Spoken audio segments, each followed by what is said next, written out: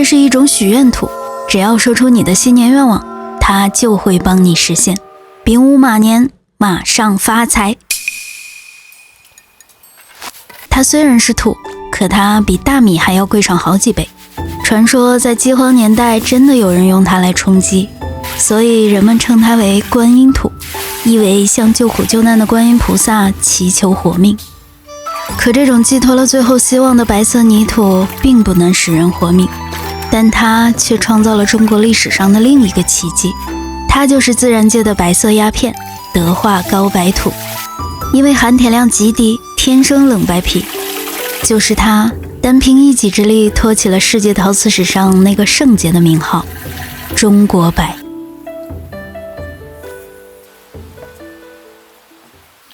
师兄早。都下午了還早。一想到瓷器，腦子裡都是杯盘碗盏，但在德化，萬物皆可瓷。從傳統神佛到飛禽走獸，從動漫手辦到日常萬物，都能用德化白瓷捏出來。它能讓人物的衣裳薄如紙，垂如緞，飄如風，仿佛下一秒就要走下來跟你喝茶；也能讓動物的毛髮纖毫畢現，栩栩如生。幾百年前，這種白瓷經海上絲綢之路漂洋過海，歐洲貴族稱它為白色黃金，因為用等重的黃金才能換得一小件。他們相信用它飲酒，不僅能邂逅好運，還能嘗到東方的月光。這馬看起來好像不太聰明的樣子，財神的開臉還是讓師兄來吧。師兄，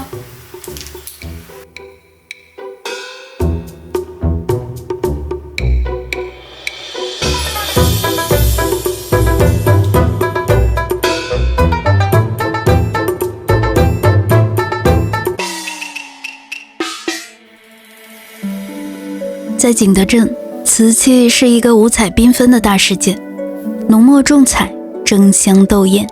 但在德化卻只把一種顏色做到了極致，不用一筆青花，不染一抹彩繪，只憑最極致的白，就能讓世界屏住呼吸。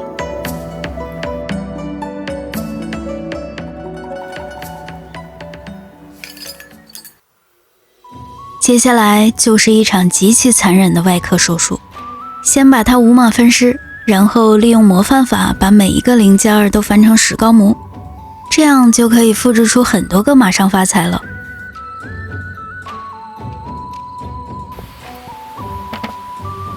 胎體雖然從模具裡出生，但模具並不是創造者，而是靈魂的搬運工。所以德化白瓷並不是全程手捏，真正的量產核心就是這套模範法。傳說在宋元時期就已經有了雛形，到了明代，德化白瓷熱銷海外後，這套能讓德化瓷塑一生萬物的模範法也隨之登峰造極。在當時的歐洲貴族圈裡，能擁有一件德化白瓷是身份的象徵，是凡爾賽的最高境界。吃飯要用白瓷的碗，書房要擺白瓷的擺件，就連婚禮上都要拿白瓷當定情信物。可見這來自東方的白色魔法，在歐洲人心裡是當之無愧的白月光本光。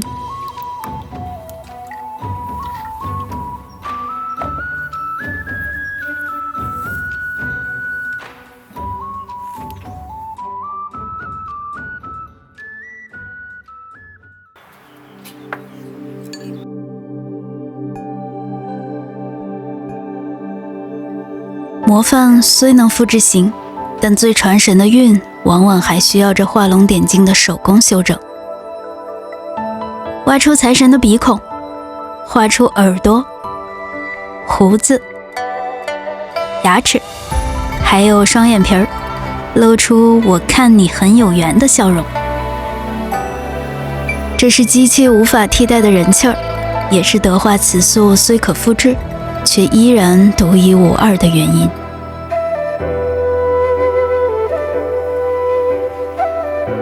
最後用更稀的泥漿把它們粘回最初的樣子，讓它們重新骨肉相連。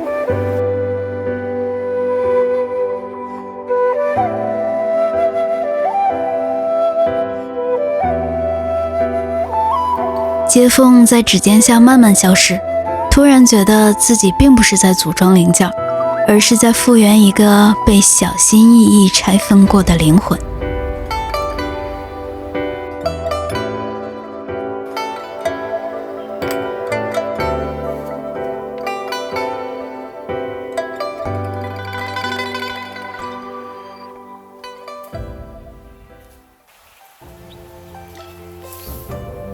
吹釉是在瓷器誕生前為他穿上最後一件隱形的華服。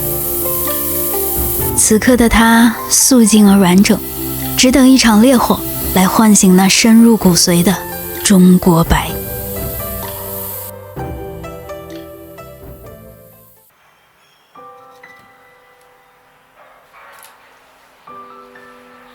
這些承載着美好願望的大奶糕即將走進他們的終極考場。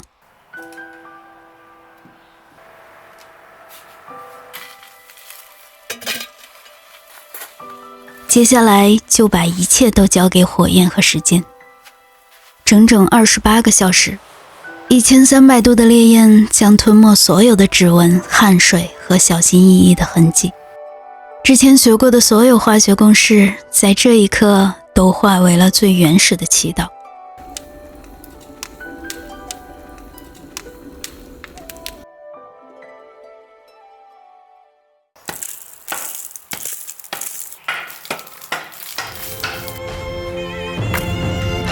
開窯這天像過年，也像上刑場，因為窯火不會說謊，它會把你所有微小的疏忽都放大成一場無法避免的災難。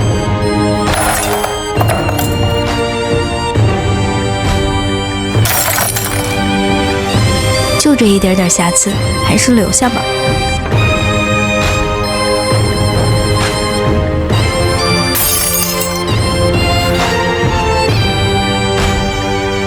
當那抹象牙白的光澤撞進眼裡時，終於明白了什麼叫脫胎換骨。它不再是一堆土，而是被火焰吻過的月光。無色之中，見山見水，見風骨，見柔腸。這便是中國白，不奪目，卻奪心。